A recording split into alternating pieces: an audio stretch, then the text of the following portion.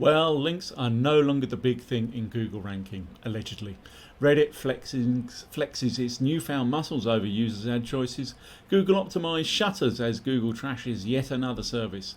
On the flip side, Google is mentioned as adjusting bid prices for Google Ads, and Apple turns down little-known Bing in favour of $19 billion from Google as a defensive measure against Chrome. I'm JB. This is a JBs Digital update for the 3rd of October 2023. Let's dive in. Links are no longer a top 3 ranking signal. So last week at PubCon, the charming Google fellow Gary Illies muttered in his view, links are not in the top 3 ranking signals for Google search any longer, and they haven't been for some time, which naturally caused a fair bit of discussion. On the one hand, you have the die-hard links matter crowd, for whom any utterance that links are anything less than the divine intervention is to be reviled and ignored.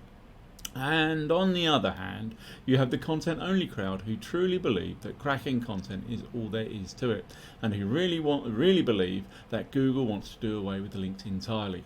Now, Google employees generally tell the truth. It's not always the absolute whole exact truth in my view, but it is always defensible as somewhat true. But like any good SEO, there are always shades of grey, and sometimes nuance gets lost in the hullabaloo. So you can rank without links, we've seen that many times. You can also rank with minimal content and heaps of links. The answer, therefore, is undoubtedly somewhere in the middle. Backlinks are still important unless you're a content behemoth or a super niche website, but links really are probably behind content quality, expertise and authority, and trustworthiness, all of which have a number of facets and factors which make them up. Funnily enough, websites displaying those 3 factors have a tendency to accrue more natural links anyway. So give me a call if you want to find out about building links, offsite SEO, or my broader SEO services. Let's have a chat.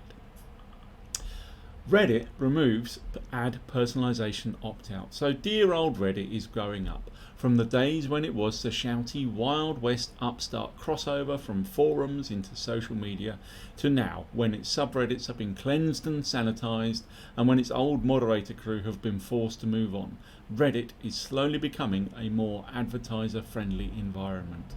In doing so, it's taking staunch anti-advert crowd along with it, by hook or by crook. External apps which could potentially block Reddit ads have been blocked from the API. Grumpy old moderators have moved on, and now Reddit is changing its settings so that you cannot prevent personalized ads from being served to you. This has not got down well in some grizzled corners on the site. From a user perspective, I usually prefer to see ads which are relevant to me. Every now and again there's a genuinely useful one, rather than a blizzard of gambling or gaming stuff which just isn't my bag. From a company perspective, this opens up useful advertising options for its ad clients, enabling a better chance that the tough crowd can be converted. Perhaps now you might be able to make a semi-decent return on Reddit ads and actually target users, subreddits and threads which are relevant to your product or service. Wild and crazy idea, right? So let's chat about growing up social media, paid social ads, and the digital marketing opportunities this represents. Bye Google Optimize. Not content with ditching universal analytics, Google has just closed Google Optimize, where aside from driving my spell check nuts, you could run conversion experiments to see which single A/B or multivariate test users preferred. And of course it integrated with other Google services like UA and ads, handy and free. It's par for the course for Google to shutter useful services, and it seems it is becoming more prevalent. I just got a notice that Jamboard, a part of Google Meet, is closing next year. There are a number of alternatives from the testing and personalization platforms baked into the major pay-to-play analytics and CRM providers such as Adobe Target, Salesforce Marketing Cloud and Sitecore, as well as a whole heap of standalone alternatives. Google is promising it will allow integration from some of these services into GA4, but at this moment, when Optimize has just closed, they haven't actually really done any of that. Again, this is par for the course currently. Google is getting more disjointed and random in rolling out, upgrading and shuttering its services. Personally, I'm disappointed that Optimize has gone. Google is moving away from its roots. Let's talk about conversion rate optimization options, as well as the analytics and performance methodologies that accompany it. Google Ads has been adjusting prices. So do you remember when I mentioned the antitrust action against Google in the last week or so? Well, there have been some revelations in testimony around various matters. One of the interesting ones is that within the Google Ads systems, the good people at Google have possibly occasionally adjusted bid prices. Naturally, that has caused a degree of upset amongst the crowd who honestly believed that Google didn't do this. This is not the key focus of the trial, but the basics would be that same as any other auction, you set the base or reserve price and bids can flow from there once the reserve is matched. That increases overall prices. Of course, if you set the reserve too high, no bids win.